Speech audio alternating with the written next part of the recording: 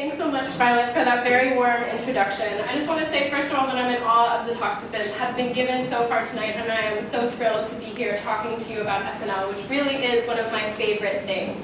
But I also want to say that I'm not just a fan. What I'm really interested in is what makes satire. What makes satire unique, and why is this a medium that we choose to use to digest the information that society gives us? And I think this is because satire has an ability to break down politics and social criticisms and bring it all to the same level through comedy and content.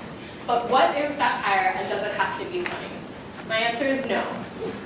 Satire is defined as the use of humor, irony, exaggeration, or ridicule to expose and criticize people's stupidity or vices. And this can be demonstrated, modern satire can be demonstrated on the scale of satire. So this bar represents the line of society. So blue being liberal, red being conservative. Society is somewhere in the middle mix. The author of satire generally wants the author to be on the very liberal side of it, although it doesn't have to be politically aligned. And to do that, they write society on the completely opposite end, what they view as a nightmare scenario. Satire is not a modern phenomenon. This is not a new response. Satire has existed since the concept of government has existed. The word satire comes from Greek and Roman philosophers who critiqued their governments through these kinds of parodies.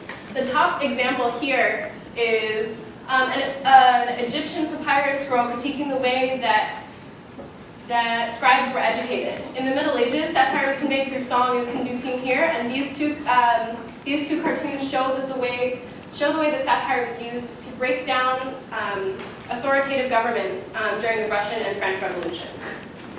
The first example of truly modern satire that was digestible for the masses was Jonathan Swift's A Modest Proposal in 1729. So Jonathan Swift was an Irish clergyman. He was in charge of a cathedral in Dublin. And he saw the horrific policies that the English were instilling onto the Irish subjects and wanted to change this. So he wrote an anonymous essay called A Modest Proposal, in which he suggested that rather than raising the Irish to fuel the empire, they should just simply eat Irish babies.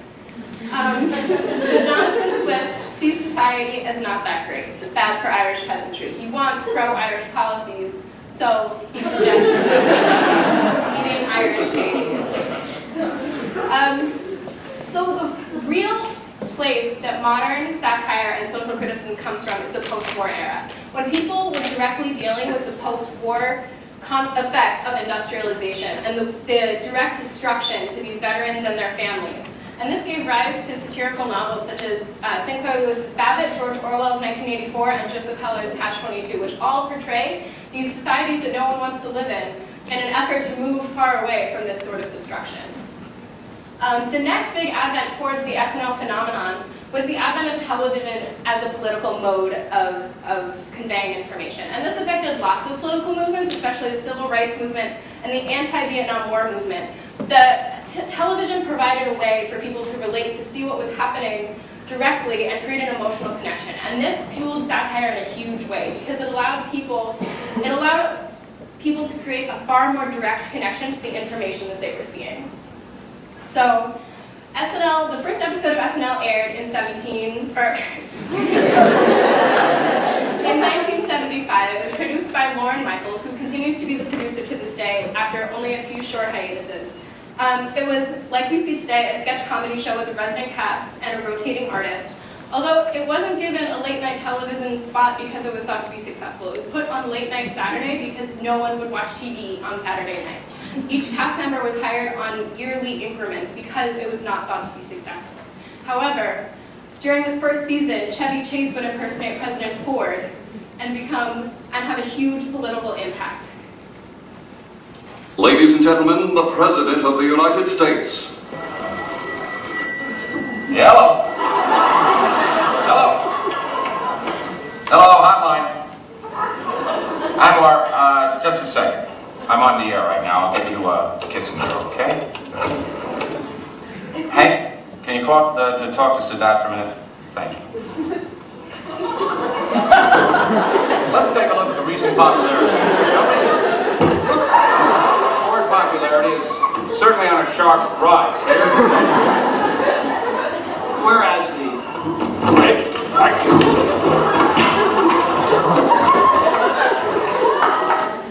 President Ford here is shown as a bumbling idiot. He's unable to do anything. And true, President Ford did fall down a lot, but this image of Chevy Chase as President Ford completely redefined the way that Americans thought about President Ford. It is one of the reasons that historians cite for President Ford not running for re-election. And if we bring this to a more modern example, you can look at the image that Tina Fey curated of Sarah Palin.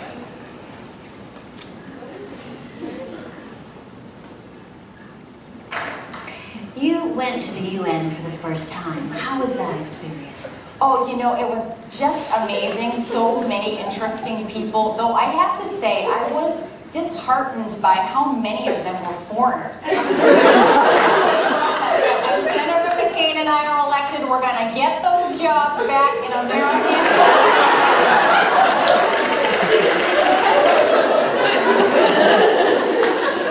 So this image of Tina Fey as Sarah Palin became so ubiquitous with the idea of Sarah Palin that Sarah Palin went on the show herself to try and defend herself next to Sarah Palin as Tina Fey as Sarah Palin, and completely destroyed her original idea. But why is this so powerful? Why do these kind of portrayals completely redefine our images of politicians? And I would like to say that this is because SNL acts as the annoying middle child of society. It points out the flaws that we all see but don't necessarily acknowledge. It brings everyone down to the same level, the same digestible, humorous level. It points society as ridiculous, nonsensical, and does it all in a way that's entertaining enough for people to watch. So an example of this is 2 weeks ago, Kate McKinnon acting as Hillary Clinton in response to an email scandal. Tonight, I'm speaking to you not as Secretary of State, or as a Senator, or as a First Lady, but as a relatable woman on a couch. While I was Secretary of State, I did not use a government email. I used a personal one, leading many to believe I was hiding scandalous or incriminating emails. And to those people, I'd like to say, nice try. Born yesterday.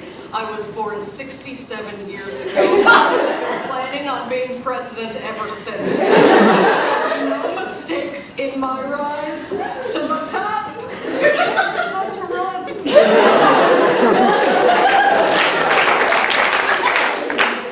So this book deals with real political issues that political pundits are trying to wrestle with. Does she actually intend to run? Is she trying too hard to be president? Is she too old? Is she relatable? Can a woman actually be president? These are issues that this kind of clip explains and makes relatable so that all of us can discuss this without any sort of political science degree.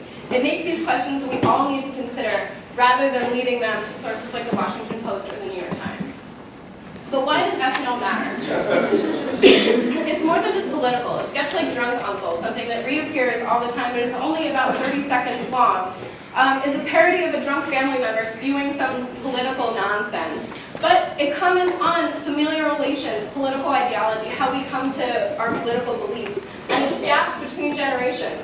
So something as innocuous as a 30-second spot of a drunk uncle can have severe repercussions about social criticism. And this feeds into our current culture of social criticism. It's very popular, especially on places like this campus, to critique politics, as has been seen from all of our previous talks. Everybody has an opinion. And SNL and critiquing these ideas has become so much a part of what we do. SNL is now part of the political discourse, a stop for political campaigns. It brings issues to a new cultural light and a new cultural consciousness, and plays into our, especially millennial, culture of criticism where we're all political cynics. So just to illustrate this, how many of you watch the nightly news? How many of you watch one of these shows on a regular basis? This is the way that our generation has decided to understand news. This is something that is not just popular or entertaining to watch on a Saturday night. This is the way that we understand our information. SNL provided the opportunity for satire to permeate into the mainstream. It is the first of something that is now incredibly popular in our culture. But SNL has a more serious note too. SNL has an ability to digest the indigestible. SNL addresses issues even as severe and emotionally and international relations heavy as ISIS. and break them down to something we can laugh at and then begin to understand and deal with. Which brings me to the Abraham Lincoln quote that I feel embodies this notion: if you're not laughing, you'd be crying. And this clip that I'm about to show was aired in 2001, the week after 9/11, and where Lorne Michaels had the mayor of New York, Rudy Giuliani, onto the show. On behalf of everyone here, I just want to thank you all for being here tonight, and especially you, Mr. Mayor. Thank you, Warren. Thank you very much. Having our city's institutions up and running sends a message that New York City is open for business. Saturday Night Live is one of our great New York City institutions, and that's why it's important for you to do your show tonight.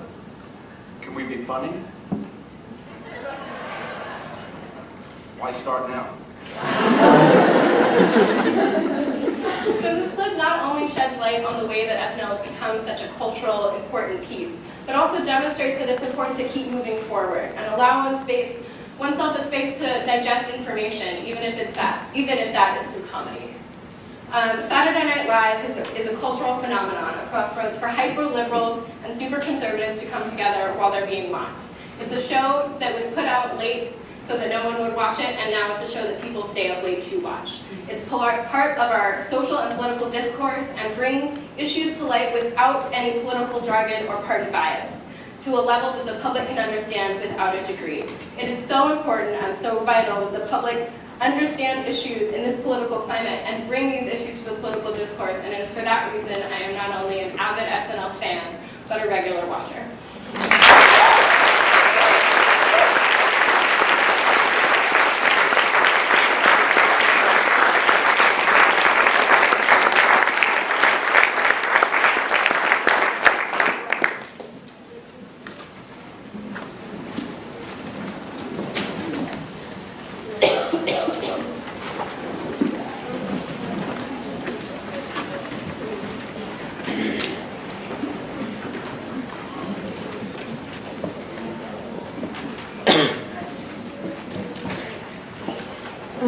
So I have a bit of a soft spot